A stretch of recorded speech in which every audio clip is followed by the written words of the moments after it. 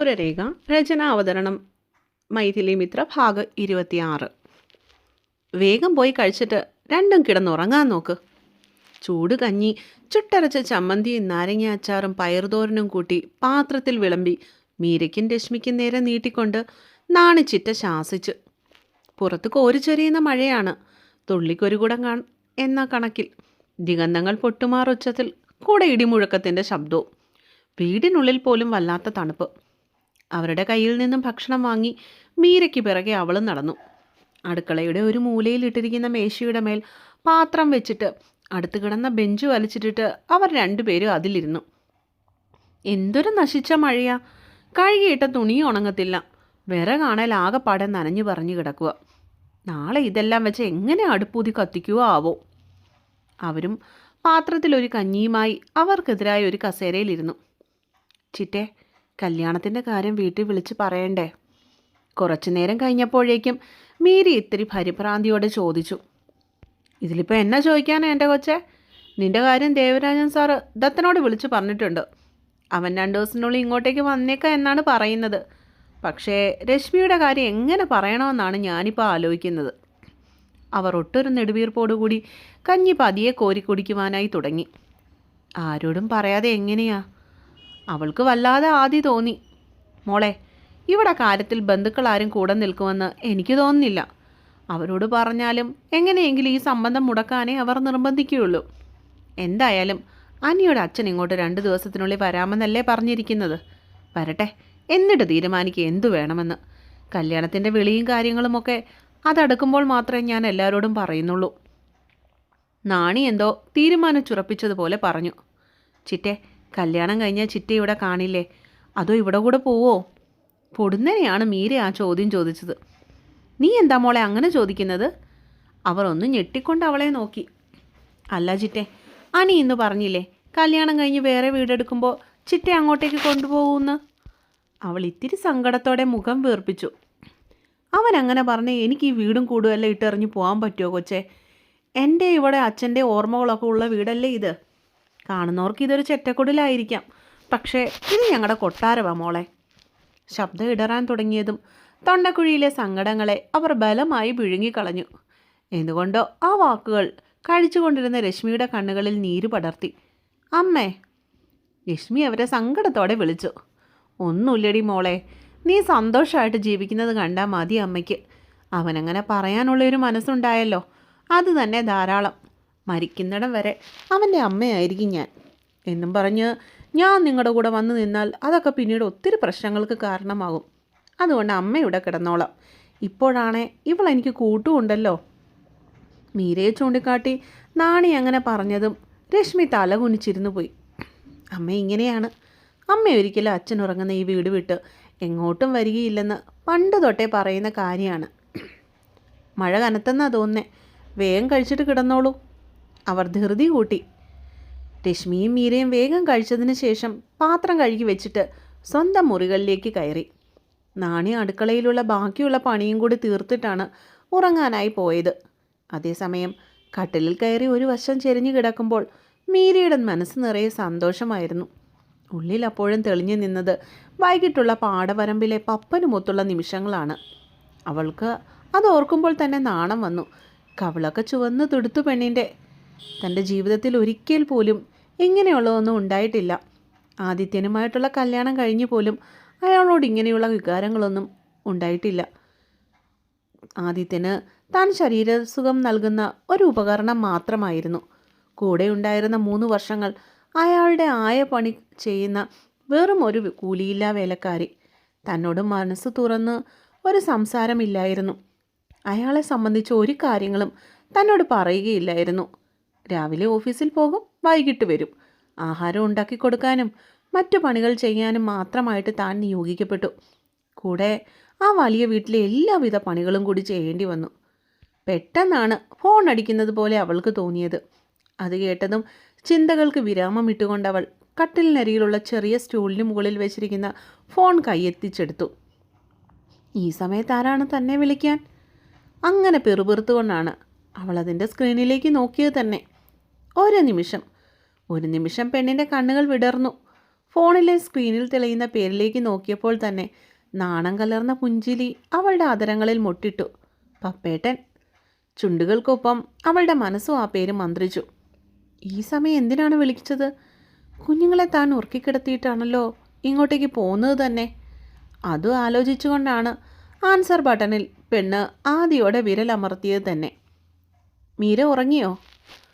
Phone കാതോരം ചേർത്ത് വെച്ചപ്പോൾ മറുവശത്തു നിന്നും പപ്പൻ്റെ ശബ്ദം അവൾക്ക് കേൾക്കാനായി. ഇല്ല, കിടക്കാൻ പോകുന്നേ ഉള്ളൂ. മക്കൾ എണീറ്റോ? അവൾ പൊടുന്നനെ ചോദിച്ചു. ഇല്ലടോ, നല്ല ഉറക്കാണ്. പതിഞ്ഞ ചിരിയോടുകൂടിയ പപ്പൻ്റെ സംസാരം കാതിൽ അമൃത് പൊഴിയുന്നത് പോലെയാണ് മീരയ്ക്കപ്പോൾ തോന്നിയത്. എന്തു പറ്റി? എന്തേലും ആവശ്യമുണ്ടോ? മീര അന്വേഷിച്ചു.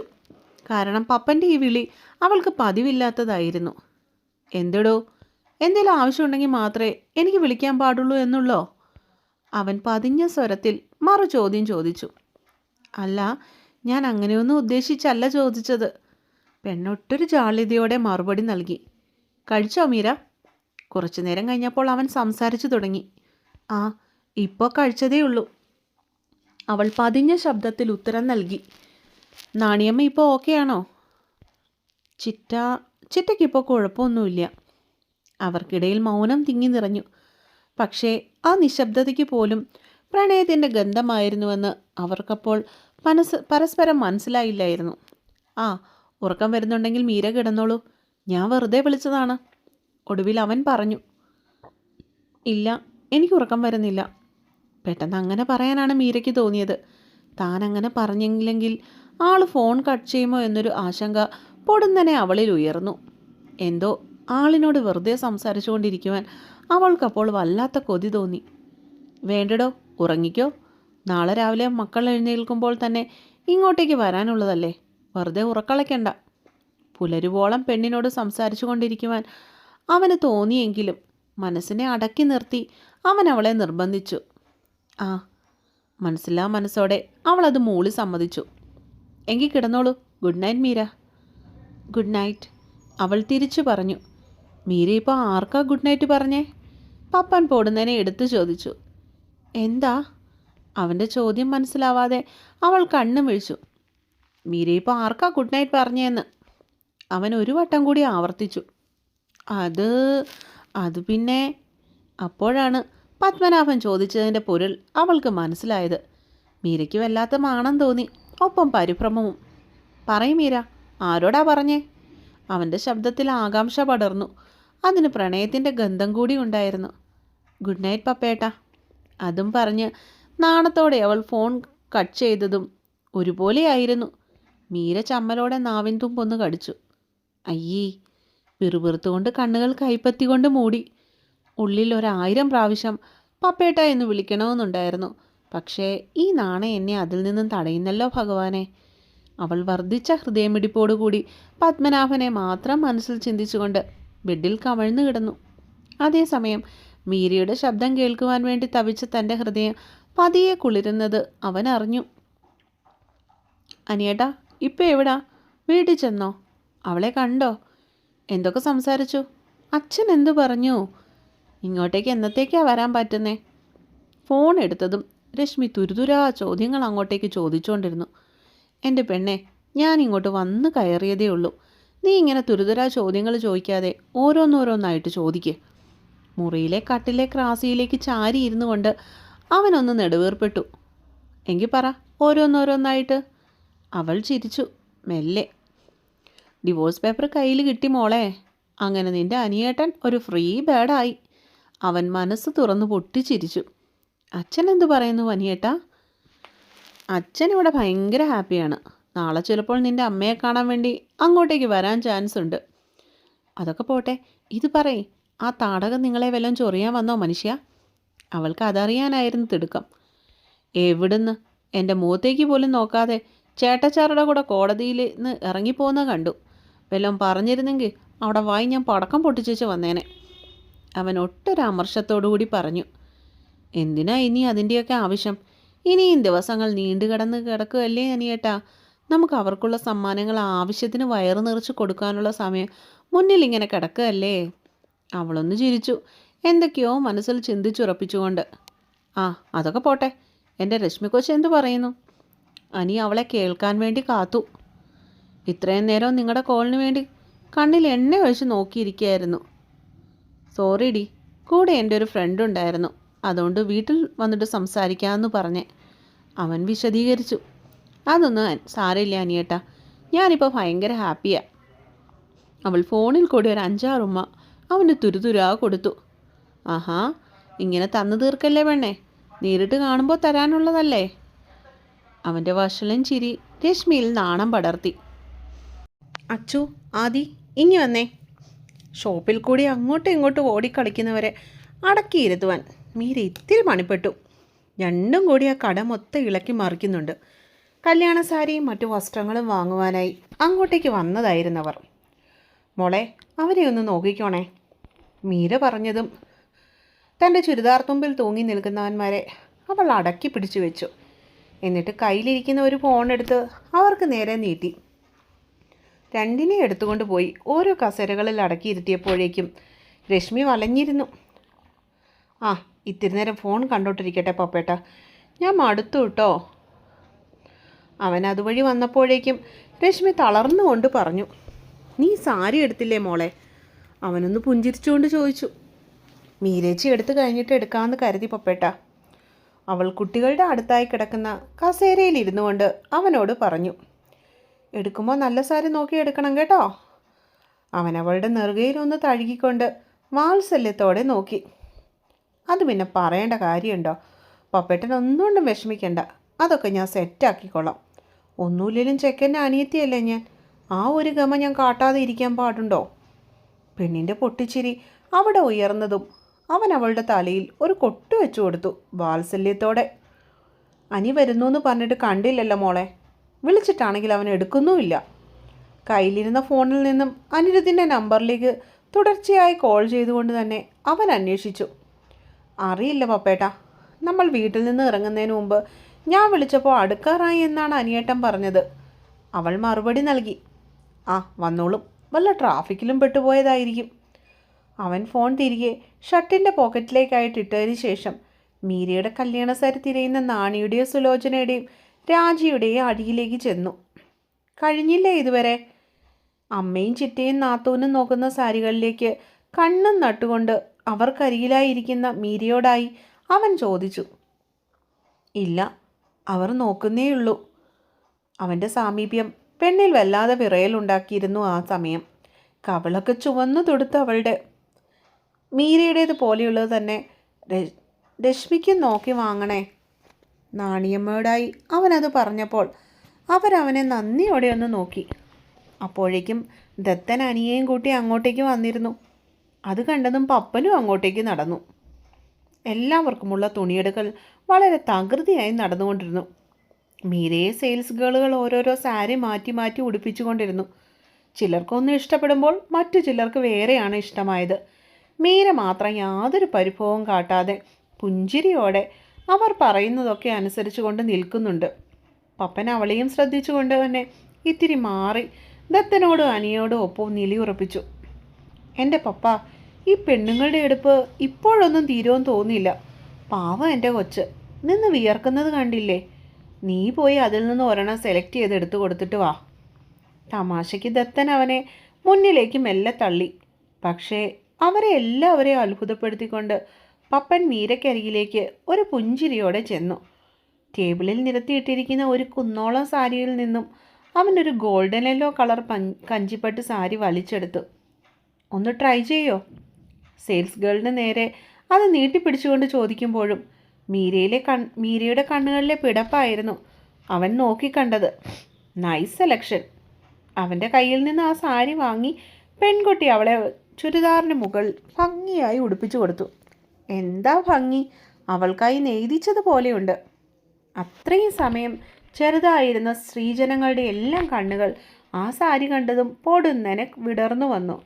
ഇത്രയും നേരം നിങ്ങൾ നോക്കിയിട്ട് വല്ലതും ഒത്തോ? ഇപ്പോൾ കണ്ടില്ലേ, അവൾക്ക് ചേരുന്നത് കല്യാണച്ചക്കൻ തന്നെ എടുത്തു കൊടുത്തു. എല്ലാത്തിനും മേൽനോട്ടം വഹിച്ചുകൊണ്ട് ആ ഫ്ലോറിലെ സെറ്റിയിലിരുന്ന ദേവരാജൻ ഉച്ചത്തിൽ വിളിച്ചു പറഞ്ഞതും അവിടെ ഇരുന്ന സ്ത്രീജനങ്ങളുടെ എല്ലാം തല കുനിഞ്ഞു പോയിരുന്നു. ഇഷ്ടായോ? മീരയുടെ ഒരു നോട്ടം കിട്ടിയപ്പോൾ അവൻ കണ്ണുകൾ കൊണ്ട് ആംഗ്യം കാട്ടി അഭിപ്രായം ചോദിച്ചു. മനസ്സ് നിറഞ്ഞുള്ള പുഞ്ചിരിയായിരുന്നു അതിനവളുടെ മറുപടി. പിന്നീട് രശ്മിക്കുള്ള സാരി തിരയലിൻ്റെ തിരക്കായിരുന്നു. മീരയുടെ സാരിയുടെ സെയിം ഡിസൈനുള്ള ഒരു സാരി അവൾക്കും എടുത്തു. കുട്ടികൾക്കും മുതിർന്നവർക്കും എല്ലാമുള്ള വസ്ത്രങ്ങൾ അവിടെ നിന്നും എടുത്തതിന് ശേഷമാണ് അവരെല്ലാം പിരിഞ്ഞത് തന്നെ. വന്നവർക്കെല്ലാവർക്കും ഭക്ഷണം നിർബന്ധിച്ച് കഴിപ്പിക്കുവാനും ദേവരാജൻ മറന്നില്ല. അതിനിടയിൽ രശ്മിയുടെയും അനിയുടെയും പതിവ് വഴക്കും ബഹളവും ആദ്യമായി കണ്ടവർ അമ്പരന്നു പോയിരുന്നു എന്നത് മറ്റൊരു സത്യം. കല്യാണത്തിനെങ്കിലും ഇവിടെ അച്ഛൻ വരുമോ? സ്വന്തം ചേട്ടത്തിയോട് അക്കാര്യം ചോദിക്കുമ്പോൾ നാണിക്ക് ദേഷ്യം വരുന്നുണ്ടായിരുന്നു. ഞാൻ എന്തു പറയാനാ നാണി? അങ്ങേർക്ക് സ്വന്തം മോളുടെ കല്യാണം കാണണമെന്ന് ആഗ്രഹമുണ്ടെങ്കിൽ അത് ഞാൻ വരട്ടെ. അടയ്ക്കാമായിരുന്നെങ്കിൽ മടിയിലെടുത്ത് വെച്ചോണ്ട് തരായിരുന്നു. മരമായാൽ പറ്റുമോ? അവർ ഭർത്താവിനെ കുറ്റപ്പെടുത്തി സംസാരിച്ചു. ആ, ഇനിയിപ്പോൾ അതിനെക്കുറിച്ചൊരു സംസാരം വേണ്ട. വരുന്നത് പോലെ വരട്ടെ. നമ്മൾ ഇവിടെ ഇരുന്ന് പറഞ്ഞിട്ട് എന്ത് നേടാനാ? വാങ്ങിക്കൊണ്ട് വന്ന കല്യാണ സാരികളെല്ലാം ഒന്നും കൂടി നോക്കിയതിന് ശേഷം തിരികെ അലമാരയിൽ എടുത്തു വെച്ചുകൊണ്ട് നാണി പിറുപിറുത്തു. ചിറ്റെ, രശ്മിയുടെ കാര്യം നല്ലോണം ആലോചിച്ചിട്ട് തീരുമാനിച്ചതാണോ? അനിയോ നല്ലവനാ. എന്നാലും ആ വീട്ടിലേക്ക് നമ്മുടെ കൊച്ചിനെ എങ്ങനെയാ? അനിയുടെയും രശ്മിയുടെയും വിവാഹക്കാര്യം അറിഞ്ഞതും രാജി അവളുടെ മനസ്സിലുള്ള ആശങ്ക തുറന്നു ചോദിക്കുവാൻ മടിച്ചില്ല. അവർക്ക് രണ്ടുപേർക്കും അത് മതി എന്ന് പറഞ്ഞ് വാശി പിടിച്ചാൽ ഞാൻ എന്ത് ചെയ്യാനാ മോളെ? ഞാൻ നോക്കിയിട്ട് ആദിത്യനെ പോലെയല്ല അനിമോൻ. അവളെ വലിയ കാര്യമാണ്. പിന്നെ മക്കളുടെ സന്തോഷമല്ലേ മോളെ നമ്മളുടെ സന്തോഷം. രശ്മിക്ക് ഇതാണ് ഇഷ്ടമായെങ്കിൽ അത് നടക്കട്ടെ എന്ന് ഞാനും കരുതി. രാജിയോടാണത് പറഞ്ഞതെങ്കിലും സുലോചനയുടെ നേർക്കായിരുന്നു അവളുടെ നോട്ടം പോയത്. സ്വന്തം ചേച്ചി ഈ വിവാഹത്തെ എതിർത്ത് പറയുമോ എന്നവർ ആശങ്കപ്പെട്ടിരുന്നു. വത്സല അവിടെ ഉള്ളതാ എൻ്റെ ഒരു പേടി. സുലോചന അവരുടെ ഉള്ളിലുള്ള ഭയം പുറത്തേക്കെടുത്തു. രാജിക്ക് നല്ല നാക്കുണ്ടമ്മേ. അവൾ നമ്മുടെ മീരയെപ്പോലെയല്ല. വത്സലയിൽ ഒതുക്കാൻ അവൾ മാത്രം മതിയാവും. രാജിയുടെ പൊട്ടിച്ചിരിയോടെയുള്ള സംസാരം പുറത്തെ ഹാളിലിരുന്ന ദത്തൻ്റെ മനസ്സിലും ഒരു ചെറു തണുപ്പോടെ പതിഞ്ഞു കിടന്നു. മീരമോളെ. കുഞ്ഞുങ്ങളെ ഉറക്കിക്കിടത്തിയിട്ട് ഉമ്മറത്തേക്ക് ഇറങ്ങാൻ തുടങ്ങിയപ്പോഴാണ് ദേവരാജൻ അവളെ പിന്നിൽ നിന്നും വിളിക്കുന്നത്. എന്താ അച്ഛാ? അവൾ കാലുകൾ പിന്നോട്ടേക്ക് നീക്കി അദ്ദേഹത്തിൻ്റെ മുറിയിലേക്ക് നടന്നു. ഇങ്ങി കയറി വാ മോളെ. വാതിൽക്കൽ ഒന്ന് മടിച്ചു നിൽക്കുന്നവളെ ദേവരാജൻ സ്നേഹത്തോടെ അകത്തേക്ക് ക്ഷണിച്ചു. അവൾ ഒരു പുഞ്ചിരിയോടെ അയാൾ പറഞ്ഞതനുസരിച്ചു. ഇത് പിടിച്ചേ. കട്ടിലിലിരുന്ന സാമാന്യം വലിയൊരു കവർ അവർക്ക് നേരെ നീട്ടിക്കൊണ്ട് അയാൾ പറഞ്ഞു. എന്താ അച്ഛാ ഇത്? ഒട്ടൊരു വെപ്രാളത്തോടെ അയാളുടെ കയ്യിൽ നിന്ന് അത് വാങ്ങിക്കൊണ്ട് അവൾ അമ്പരപ്പോടെ ചോദിച്ചു. പപ്പൻ്റെ അമ്മയുടെ സ്വർണ്ണ മോളെ. ഇതെല്ലാം പപ്പൻ്റെ പെണ്ണിന് കൊടുക്കണമെന്ന് അവൾക്ക് വല്ലാത്ത ആഗ്രഹമായിരുന്നു. ജീവിച്ചിരിപ്പില്ലെങ്കിലും അവിടെ ആഗ്രഹങ്ങളൊന്നും നടക്കാതെ പോവേണ്ട. അയാൾ നൊമ്പരത്തോടെ മീരയൊന്ന് നോക്കി. കയ്യിലിരിക്കുന്നതിനെ സ്വീകരിക്കാൻ മനസ്സ് വന്നില്ലെങ്കിലും ദേവരാജം ഒടുക്കം പറഞ്ഞ വാക്കുകളിൽ അവളുടെ മനസ്സ് കുരുങ്ങിക്കിടന്നു. ആ പാവ അമ്മയുടെ ആഗ്രഹങ്ങളെ നിഷേധിക്കുവാൻ അവളിലെ പെണ്ണ് ഒട്ടും ആഗ്രഹിച്ചില്ല എന്ന് വേണം പറയുവാൻ. ദേവരാജനെ ഒന്ന് നോക്കി ചിരിച്ചിട്ട് അവൾ മുറിയിൽ നിന്നും അതുമായി ഇറങ്ങിപ്പോയി. അത്യാവശ്യമാണെന്ന് പറഞ്ഞതുകൊണ്ട് മാത്രം ദേവരാജൻ്റെ നിർദ്ദേശപ്രകാരം മീര പപ്പനെ അന്വേഷിച്ചുകൊണ്ട് വീടിന് പുറകിലേക്ക് നടന്നത്. ഇതെവിടെ പോയി? പറമ്പിലുണ്ടായിരുന്നെന്നാണല്ലോ അച്ഛൻ പറഞ്ഞത്. മുറ്റവും കഴിഞ്ഞുള്ള പറമ്പിൻ്റെ ഓരത്ത് നിന്നുകൊണ്ട് അവൾ അവിടെയെല്ലാം പപ്പനെ തിരഞ്ഞു. ഷോ, ഒരു 10 മിനിറ്റിന് മുൻപല്ലേ ആളെ ഞാൻ കണ്ടത്. എന്തായാലും പുറത്തേക്ക് പോയിട്ടില്ല, അതുറപ്പാ. വീടിന് മുൻപിലെ കാർ പോർച്ചിൽ കിടക്കുന്ന വണ്ടികൾ ഓർമ്മ വന്നതും അവൾ പിറുപിറുത്തു. ഇനിയിപ്പോൾ കുളത്തിലെങ്ങാനും ഉണ്ടാവോ ആവോ? ആ ഒരു ചിന്ത വന്നപ്പോഴാണ് മീര അങ്ങോട്ടേക്ക് പാഞ്ഞത്. വീട്ടിൽ വന്നിരിക്കുന്നവർ പഞ്ചായത്ത് പ്രസിഡൻറ്റും പിന്നെ വേറെ ആരൊക്കെയോ ആണ്. പെട്ടെന്ന് വിളിച്ചുകൊണ്ട് വായെന്നും പറഞ്ഞാണ് അച്ഛൻ തന്നെ പറഞ്ഞു വിട്ടിരിക്കുന്നത്. കുളത്തിൻ്റെ പടിപ്പുരയുടെ നേർക്ക് നടക്കുമ്പോൾ അവളുടെ മനസ്സിൽ അത് മാത്രമായിരുന്നു ഉണ്ടായിരുന്നത്. കുളിക്കുവല്ലായിരിക്കും, അല്ലെങ്കിൽ വാതിലിങ്ങനെ തുറന്നിടുവോ? തുറന്നു കിടക്കുന്ന കുളത്തിലേക്കുള്ള വാതിലിന് മുമ്പിൽ അവളൊന്ന് തെല്ല് സംശയിച്ചു നിന്നു. ശേഷം വലത്തുകാല് വെച്ച് പതിയെ കുളത്തിൻ്റെ പടികൾ ഇറങ്ങുവാൻ തുടങ്ങി. മഴക്കാലമായതിനാൽ തന്നെ പായൽ പിടിച്ച് തെന്നിത്തെറിച്ച് കിടക്കുകയായിരുന്നു അവിടമൊക്കെ. ഇവിടെ ഇല്ലാലോ. കണ്ണുകൾ ചുറ്റിനും നോക്കിക്കൊണ്ടാണ് അവൾ പകുതിയോളം പടികൾ അങ്ങോട്ടേക്ക് ഇറങ്ങിച്ചെന്നത്. വീഴാതെ ശ്രദ്ധയോടെ. ഇനിയിപ്പോൾ എവിടെ തപ്പും? ഫോൺ എടുത്തുകൊണ്ട് വന്നിരുന്നെങ്കിൽ വിളിച്ചെങ്കിലും നോക്കായിരുന്നു. അതും ആലോചിച്ചുകൊണ്ടാണ് അവൾ തിരിഞ്ഞ് സ്റ്റെപ്പുകൾ കയറി നടക്കാൻ തുടങ്ങിയത്. പൊടുന്നനെ കുളത്തിൽ നിന്നൊരു ശബ്ദം അവൾ കേട്ടു. പെട്ടെന്നുള്ള ഒച്ചയിൽ അവളൊന്ന് ഞെട്ടി. എന്താണെന്ന് നോക്കുവാനായി പേടിച്ചു തിരിഞ്ഞതും കാല് തെന്നി പെണ്ണ് പടവിലേക്ക് വീണു കഴിഞ്ഞിരുന്നു.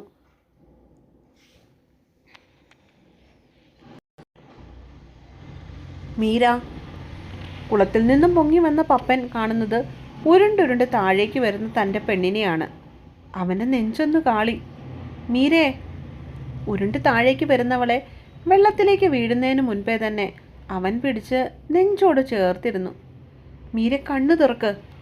കുളത്തിൻ്റെ ഏറ്റവും താഴെയുള്ള പടിയിലിരുന്നു കൊണ്ട് പപ്പൻ അവളെ മടിയിലേക്കാക്കി കിടത്തി തട്ടി വിളിച്ചു. താഴെയുള്ള സ്റ്റെപ്പിന് മുകളിൽ ഓളം വെട്ടുന്ന വെള്ളം വലത്തെ കൈയിൽ കോരിയെടുത്ത് കണ്ണുകളടച്ചു കിടന്നവളുടെ മുഖത്തേക്ക് അവൻ തളിച്ചു കൊടുത്തു. പേടിക്കല്ലേ, ഒന്നും പറ്റിയിട്ടില്ല. കണ്ണുകൾ ചിമ്മി തുറന്ന് ഭയത്തോടെ തൻ്റെ നെഞ്ചിൽ പറ്റിച്ചേർന്ന് കിടക്കുന്നവളുടെ കണ്ണുകളിലേക്ക് നോട്ടമിട്ടുകൊണ്ട് അവൻ ആർദ്രമായി മന്ത്രിച്ചു. പപ്പേട്ടാ. ഭീതിയോടെ ചുറ്റും നോക്കിക്കൊണ്ട് അവൾ വിറയലോടെ വിളിച്ചു. ഒന്നുമില്ലടോ, ഞാനില്ലേ.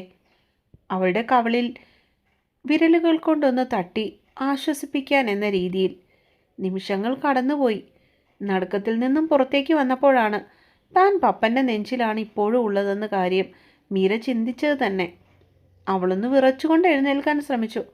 അവൻ്റെ ബലിഷ്ഠമായ കരവലയത്തിൽ നിന്നും അടർന്നു മാറുവാൻ കഴിയാതെ അവൾ വീണ്ടും ആ നെഞ്ചിലേക്ക് തന്നെ വീണുപോയി. സൂക്ഷിക്കേണ്ടായിരുന്നടോ.